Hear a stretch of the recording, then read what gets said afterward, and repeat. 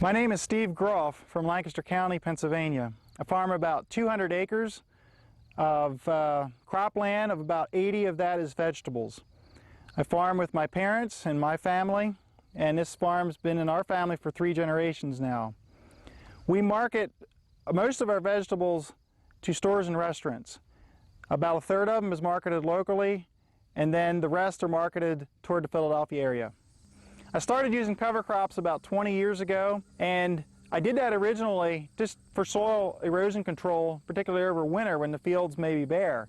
And a couple years later, I started realizing additional benefits that cover crops give me, mainly having to do with soil health, increasing the aggregate stability of the soil, increasing the microbiological soil life, and we were able to measure that and document those results through university research on this farm. One of the important philosophies that I have in cover cropping is to have something living in the soil at all times. And as soon as my crop is finished, that's a cash crop, I plant a cover crop as soon as possible. For instance, for sweet corn, the early sweet corn, when it's finished at the beginning of July, I go right in and plant a cover crop as soon as I can. It might be oats or hairy vetch or a mixture of hairy vetch and oats depending on the situation. And then throughout the rest of the season, I'm going to be planting a cover crop as soon as the field is finished.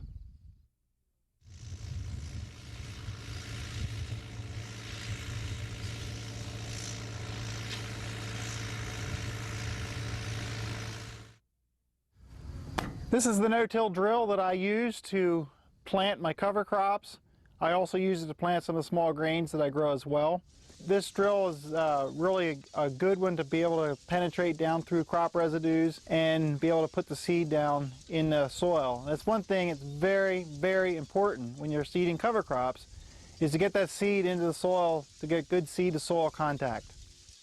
I usually use the normal rates that are used for my area here in planting my cover crops. What I've discovered, though, in my experience, is that you can do that if you know you're getting a good seed-to-soil contact. If you have a good planter that is able to cut down through that residue and seed the seeds correctly. If the planter is so-so, or you just have a lot of residue, you're going to have to increase your seeding rate in order to get the kind of stand establishment that you desire. One of the challenges of planting into high residue is it's hard to see where your previous pass was when you're seeding. And I put a foaming marking system on my no-till drill and my no-till planter so that I can see where to plant when I'm coming back through. Because I'm a no-till farmer, I have to consider the kind of residue that my cover crop will generate and consider the kind of crop residue that's remaining on the field. That determines then what kind of cover crop I'm going to plant. This field here is just finished with sweet corn, and I will just plant hairy vetch in here. There's enough residue on the ground that the crop generated that I don't need to add oats like I would if the field would be almost bare.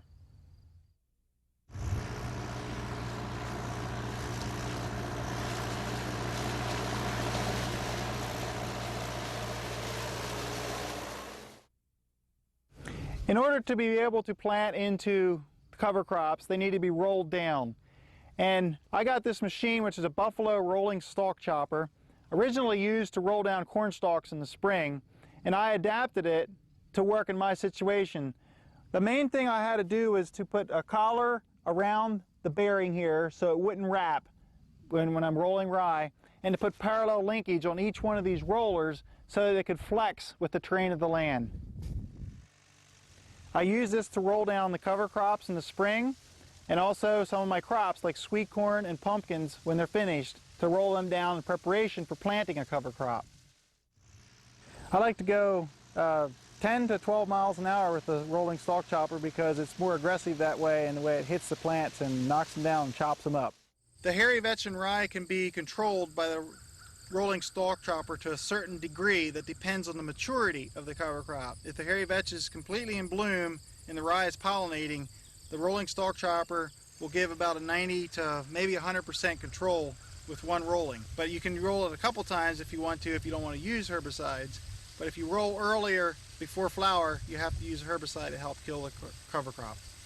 With a really good cover crop of hairy vetch and rye, it can give you decent weed control. I've had some years where I have not sprayed and got good weed control, and other years where I haven't. So it just kind of depends on the weather and so forth. It is possible, though, to get some weed control benefits from the cover crop.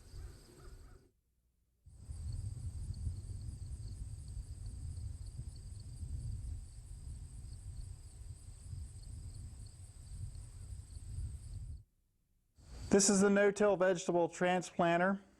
It is designed to transplant vegetables through a cover crop. The coulters down here in the front slice through the heavy residue and place a transplant into the soil. We have heavy-duty closing wheels at the back, and the distance between the front coulter and the closing wheels is as short as possible in order to make the planter track right on the row, like when we're going our contoured strips or our hillsides. It is possible to take a planter, a conventional planter, and add a heavy-duty coulter in the front and maybe work with the closing wheels in certain situations where there's no stones or relatively easy situations. That has worked. There's people who have done that. But for all-around no-till and especially when you have harder, tougher conditions, you need to have a planter that's built for no-till vegetable transplanting. This is a 7.5 acre field of processing tomatoes and fresh market tomatoes in the background. Last fall I planted hairy vetch and rye in here. This spring we came and rolled it down and no-till transplanted these tomatoes in here. And if you look down here, you can still see the rye, the residue of the rye here, and that helps to keep the tomatoes off the soil and keeps them healthier. These tomatoes will be harvested with the machine, and I'll come right back in as soon as possible and plant another cover crop. It may be hairy vetch and rye. It quite possibly could be crimson clover. I am trying to incorporate or actually rotate my cover crops, and crimson clover is basically the second best for nitrogen production to hairy vetch. We're in a field here of pumpkins and gourds that I no-till planted into a cover crop of hairy vetch and rye that was rolled down. Because pumpkins are usually planted later in the spring, the soil's warm enough that I don't need to clear the row to plant it to warm the soil up like I do with sweet corn. Behind me is a university cover crop research plot. I test some things myself, but I also cooperate with anyone else who's doing research in cover crops. I feel that's very important to try and test something that's new to see if it'll work on a whole farm basis. I've also been a recipient of 5 Cedar grants over the years, and that has also helped me to be able to investigate some of the things that I thought could possibly work on my farm that would benefit other farmers as well.